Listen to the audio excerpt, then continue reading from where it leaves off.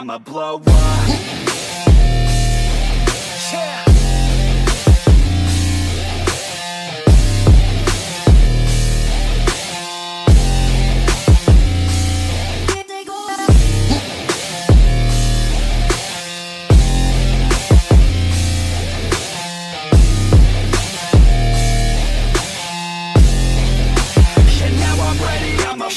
Hello everyone, so welcome back to the platform of Baba Gang. This is Nikita and we are going to study tissues chapter today.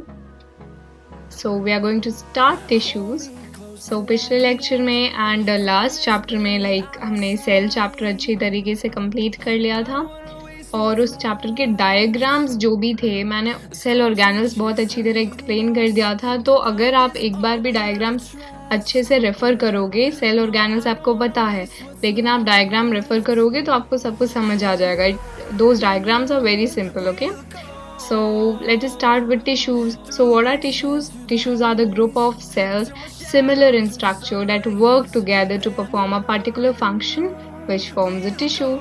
So tissues क्या होता है? अगर हम example लें तो अगर हम एक घर बना रहे हैं, ठीक है, तो हमारा बेसिक यूनिट क्या था? वहाँ पे सेल था, राइट? तो अगर एक सेल छोटा सा है तो सिर्फ उससे तो घर नहीं बनेगा, है ना? हमें पूरा वॉल बनाना होगा. तो वॉल कैसे बनेगा? पूरे सेल्स को लेके. एक्चुअली यहाँ पे जो सेल था वो हमारा ब्रिक था, है ना? तो ब्रिक जो है वो सेल है. पूरा वॉल बनाना है तो बहुत सारे ब्रिक्स लगेंगे. उसी तरीके से यहाँ पे टिश्यूज़ है. अगर हमें पूरा एक टिश्यू बनाना है तो हमें ग्रुप ऑफ सेल्स चाहिए. और अगर यहाँ पे आप ब्रिक ले रहे हैं तो सारे ब्रिक सिमिलर साइज़ के लोग, ऐसा तो नहीं एक सर्कल होगा, एक ट्रायंगुलर होगा, एक रेक्टेंगुलर होगा, फिर तो बनेगा ही नहीं. इसीलिए जो भी सेल्स आप लेते हैं वो सिमिलर इन स्ट्रक्चर, साइज होता है and they work together to perform a particular function. हो गया?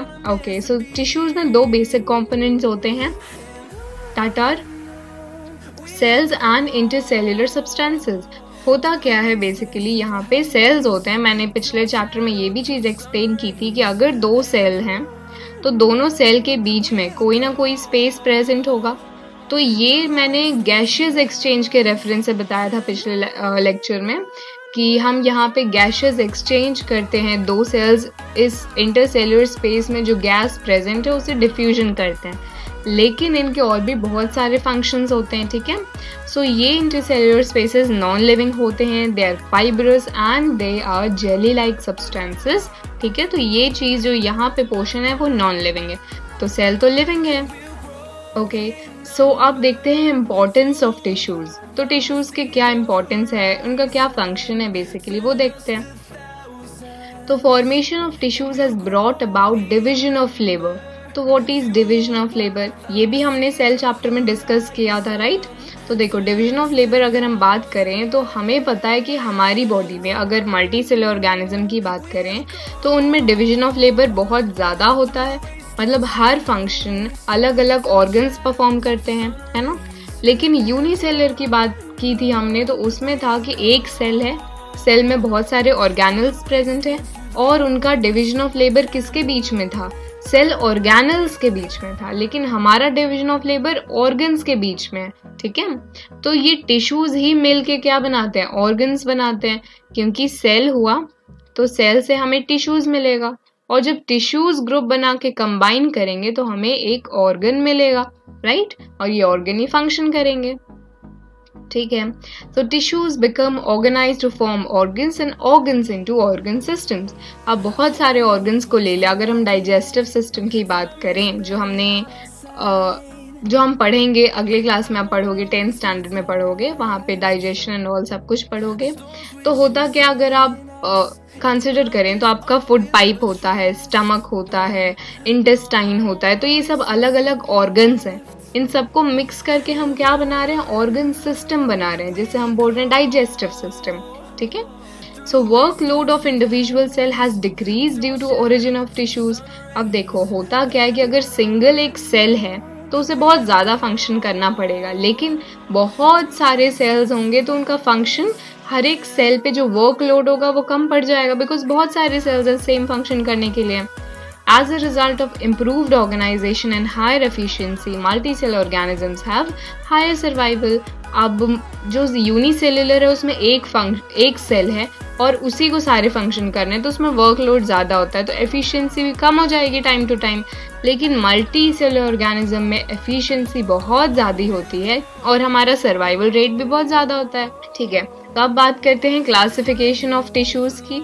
सो tissues are broadly classified into 2 types, animal and plant tissues.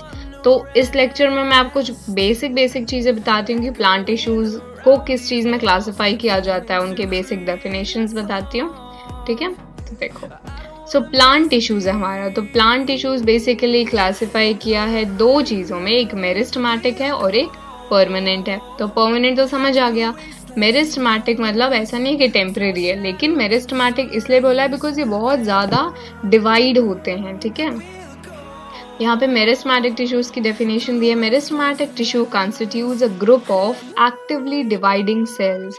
तो इनमें जो सेल्स होते हैं ना वो बहुत ज़्यादा डिवाइड करते हैं। So they are present in the growing region of plant.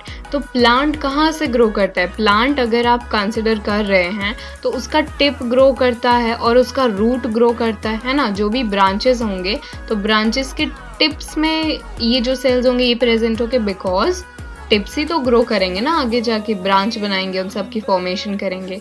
ठीक है, सो यहाँ पे लिखा है example tips of roots and stems. ठीक है, okay, so these tissues are responsible for increasing the length and girth of plant. तो अब प्लांट जो है वो कैसे इंक्रीज होगा? उसकी लेंथ इंक्रीज होगी, उसकी विड्थ इंक्रीज होगी, विड्थ को हम गर्थ बोलते हैं। तो इन सब एरिया में अगर हम कंसिडर करें ऐसे गर्थ है इसका, तो कॉर्नर्स में प्रेजेंट होंगे ये सेल्स ताकि वो गर्थ इंक्रीज कर सके, राइट। तो ऐसे ऐसे जगहों में मेरिस्टेमेटिक टिश्यूज प्रेजेंट होते हैं। ओके, सो आप देखते हैं कैरेक्टरिस्टिक ऑफ मेरिस्टेमेटिक टिश्यूज, इनके क्या क्या कैरेक्टरिस्टिक हैं। Cells of meristematic tissues are similar in structure and have thin cellulose cell walls. अब यहाँ पे इसका फायदा क्या है? देखो, स्ट्रक्चर में सिमिलर है बिकॉज एक ही फंक्शन कर रहे हैं, ग्रोथ, और इनका जो सेलुलोज का सेल वॉल है ये बहुत पतला है। ठीक है, सेल्स में बी स्फेरिकल, ओवल, पॉलीगोनल और रेक्टेंगुलर इन शेप। ये जो शेप है ना ये पूछा जाता है, ठीक है, याद रखना। The cells of tissue are compactly arrange and do not have intercellular space. तो ये बहुत ज़्यादा ग्रोइंग सेल्स हैं, ठीक है, तो इतना ज़्यादा ग्रो करते हैं कि इनके बीच में जगह ही नहीं बचती इंटरसेल्युलर स्पेस रखने की। So the cells have dense protoplasm with prominent nuclei, visible होता है न्यूक्लियाई। ठीक है, vacuoles in the cells are either small or absent. तो हमने पढ़ा था कि सेल चैप्टर में जो प्लांट्स में वैक्यूल होते हैं वो बड़े होते हैं, लेकिन मेरिस्टेमेटिक सेल्स में जो वैक्यूल्स हैं वो कैसे हैं? या फिर बहुत छोटे होंगे या फिर एब्सेंट होंगे। ठीक है, so on the basis of their position in the plant body meristematic tissues are classified as. अब देखो, मेरिस्टेमेटिक टिश्यूज है तो इनका भी लोकेशन अलग अलग होगा, अलग अलग जगह में प्रेजेंट होंगे। तो कहाँ कहाँ होते हैं? एपिकल, लेटरल और इंटरकैलरी। इन सबको मैं एक्सप्लेन करूंगी डिटेल में। ठीक है, ठीक है, फाइन। अब बात करते हैं एपिकल मेरिस्टेम। मतलब एपिकल मतलब टिप होता है, टॉप होता है। ठीक है, so these are present at the tips of roots, shoots, branches, leaves. पेड़ की जो टिप्स होते हैं, जो ब्रांच है, तो टिप्स में प्रेजेंट होंगे ताकि ग्रोथ इंक्रीज कर सके। It brings about the elongation of the root and stem. तो टिप्स में होंगे तो जब ये डिवाइड करेंगे रैपिडली तभी तो ग्रोथ आएगा, लेंथ इंक्रीज होगी, right. It results in increase in the height of the plant which is called as primary growth. तो ये पॉइंट बहुत इंपॉर्टेंट है, हाइट ऑफ द प्लांट में और प्राइमरी ग्रोथ। मतलब जब प्लांट की हाइट इंक्रीज होती है तो उस ग्रोथ को प्राइमरी ग्रोथ बोलते हैं, जब उनका गर्थ इंक्रीज होता है तो उसे सेकेंडरी ग्रोथ बोलते हैं। तो एपिकल मेरिस्टेम किस में हेल्प करता है? एपिकल मेरिस्टेम करता है प्राइमरी ग्रोथ में। ठीक है, हेल्प करता है। ठीक है, अब बात करते हैं लेटरल मेरिस्टेम्स में। So these are present along the lateral side of the stems and roots. For example cork cambium, it causes the organ, stem और root to increase in diameter and girth. This is called a secondary growth. तो मैंने अभी बताया कि अगर किसी भी plant की गर्थ इंक्रीज हो रही है, साइड्स में प्रेजेंट होते हैं, तो एपिकल क्या हो गया? टिप। लेटरल हो गया साइड में, तो वो फिर गर्थ इंक्रीज करेंगे, यही चीज़ यहाँ पे लिखा है। और एग्जाम्पल में कॉर्क कैम्बियम दिया है, ड्राई सेल्स जो भी देखा था हमने। फाइन। अब बात करते हैं intercalary meristems. So they are located at the base of leaves और इंटरनोड्स। लाइक अगर एक ब्रांच निकल रहा है यहाँ से तो इस एरिया में प्रेजेंट होंगे। Example stems of grasses and other monocots, and below the nodes example mint। तो जो पतले पतले मोनोकॉट प्लांट्स होते हैं इन सब के टिप्स में ये सब प्रेजेंट होते हैं, इंटरकैलरी होते हैं। ठीक है। It produces an increase in length of organ such as leaves and internodes. तो इंटरकैलरी इंटरनोड और लीफ के उन सब के लेंथ में इंक्रीज करने में हेल्प करते हैं। तो यहाँ पे लोकेशन शो किया हुआ है। सो टिप में कौन होता है? Apical meristem. लाइक अब यहाँ पे देख लो, इन सब जगहों में कौन प्रेजेंट होता है? इंटरकैलरी में, दो नोड्स के बीच में। ठीक है, इंटरकैलरी हो गया। लेटरल कहाँ पे प्रेजेंट होगा? अगर आप विथ की बात करें तो इसके बॉर्डर्स में, तो यहाँ पे लेटरल मेरिस्टम हो गया। क्लियर है। अगर हम फंक्शंस ऑफ मेरिस्टमैटिक टिश्यू की बात करें तो वही है, ग्रोथ में हेल्प करता है। Acts as a parent tissue from which other tissues develop. Clear है। These tissues take part in growth by formation of new cells। Growth में हेल्प करते हैं क्योंकि ये बहुत ज़्यादा न्यू सेल्स बनाते हैं। The place of injury in plants is healed up by the formation of new cells by meristem।